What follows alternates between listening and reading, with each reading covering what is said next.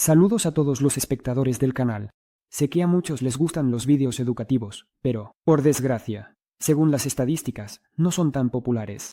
Por eso, os pido que compartáis este vídeo con vuestros amigos. Con esto, haréis vuestra contribución al desarrollo de esta sección. Hoy hablaremos sobre los reguladores de intensidad y recomiendo encarecidamente no adelantar el vídeo, ya que el material será útil, especialmente para los radioaficionados principiantes. Los reguladores de potencia pueden ser de diferentes tipos. Cada uno tiene sus ventajas y desventajas. Los reguladores de intensidad pertenecen a la categoría de reguladores de potencia por fase de impulso. Tienen un esquema extremadamente simple, son universales. Se integran en una gran variedad de dispositivos y además, cuestan muy poco, por eso son tan populares. Los reguladores de intensidad se pueden encontrar en aparatos domésticos, por ejemplo, en lámparas para ajustar el brillo de la bombilla, en herramientas eléctricas para ajustar las revoluciones del motor, en calentadores, para ajustar la potencia de los elementos calefactores, y así sucesivamente. En cualquier regulador de potencia hay un elemento de potencia que asegura la conmutación. En los reguladores de intensidad, este elemento es un tiristor o un triac. Los reguladores con triac constan de dos partes principales, el propio triac y el circuito de control. Como elemento de control, a menudo se utilizan generadores de relajación simples. En el papel de tal generador en el esquema de los reguladores con triac, generalmente se utilizan diacs. El diac se elige de tipo simétrico, es decir, no tiene polaridad de conexión, funcionará en ambas direcciones, independientemente de la polaridad de la alimentación en sus terminales. El diac es un elemento semiconductor, pero su principio de funcionamiento es similar al de un descargador de chispas convencional.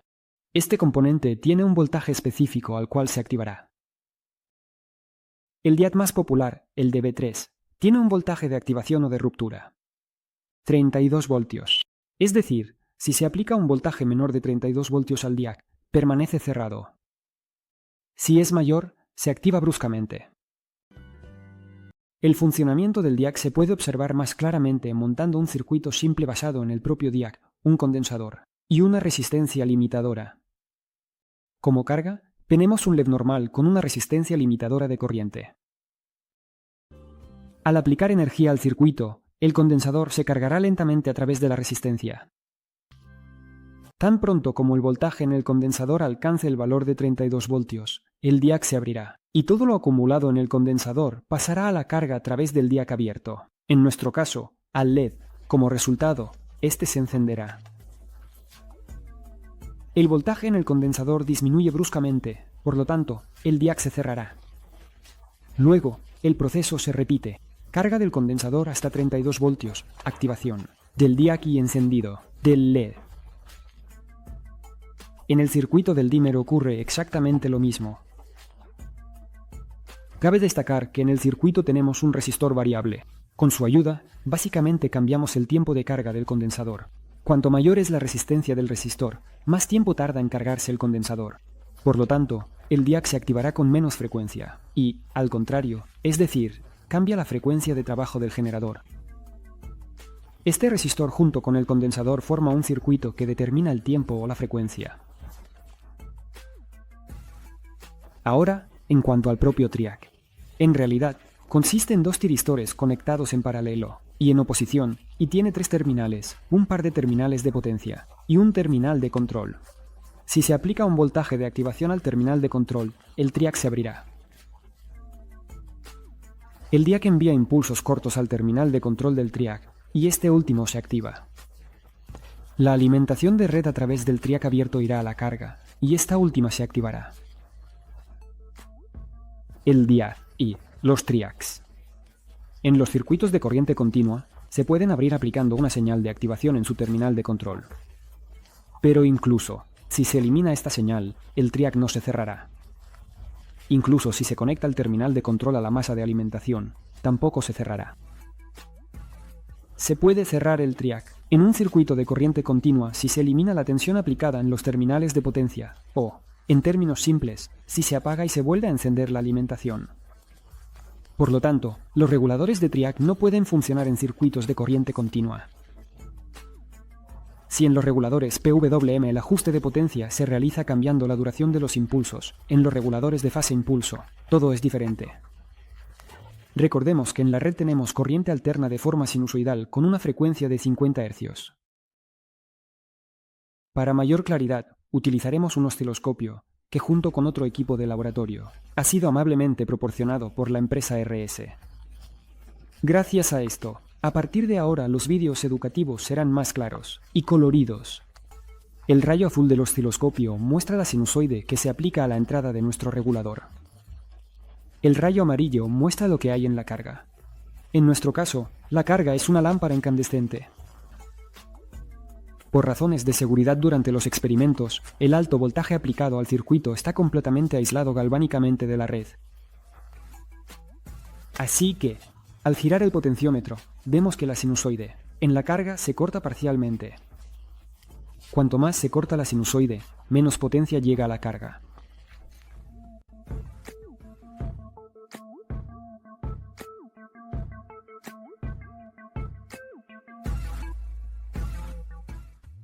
Estos recortes o truncamientos de la sinusoide ocurren por la siguiente razón.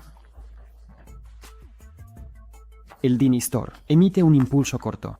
En el momento de emitir el impulso, el triac se abre y deja pasar parte de la sinusoide. Estos son precisamente los momentos en que actúa el dinistor. En este momento, nuestro dinistor ya se ha cerrado, ya que en el condensador la tensión es inferior a 32 voltios, porque anteriormente se descargó a través del dinistor y el triac abierto. Pero el triac sigue abierto. Recordamos que se cerrará solo si se elimina la tensión de sus terminales. En el caso de la corriente alterna, en ciertos momentos, la sinusoide pasa por el punto cero. Esto ocurre cuando el semiperíodo superior ha terminado y el inferior aún no ha comenzado. En términos simples, la tensión es igual a cero, y nuestro triac se cerrará precisamente en ese momento. Pero en términos muy simples, la potencia suministrada a la carga depende de en qué parte específica de la sinusoide se abre el triac. Si se abre al principio, la potencia es grande; si se abre al final, es pequeña. Todo el proceso mencionado anteriormente se repite también en el caso de la media onda inferior de la sinusoide. Este fenómeno se llama atenuación.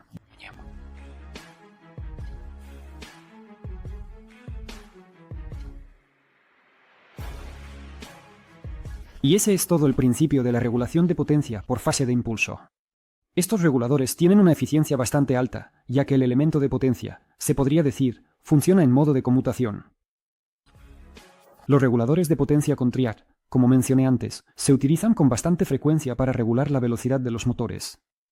En las mismas amoladoras angulares, taladros, fresadoras, etc. En ellos, por regla general, se utilizan motores eléctricos de colector y no son tan exigentes con el principio de regulación como, por ejemplo, los motores asíncronos.